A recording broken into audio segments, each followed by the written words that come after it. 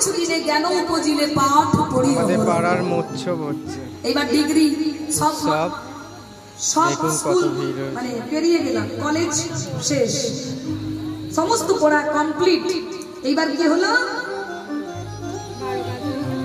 বিদ্যার গৌরবে ভূমি দেশে দেশে ধন উপার্জন করি। এবার চাকরি পেয়ে গেলাম, ধন উপার্জন করতে শুরু করলাম, আর সেই সম্পদ নিয়ে কি করলাম? বিদ্যার গৌরবে ভূমি দেশে দেশে ধন উপার্জন করি, স্বজন পালন করি এক মনে, ভুলিনু তোমারে হরি হরি বল। সংসার হলো, স্ত্রী এলো, স্ত্রীর দায়িত্ব নিলাম, 2 বছর 3 বছর যেতে না যেতে সন্তান হলো, ছেলে মেয়ে হলো, তাদের দায়িত্ব পালন করতে আমার আয়ু সূর্য অস্ত্রের দিকে ঢলে পড়লো।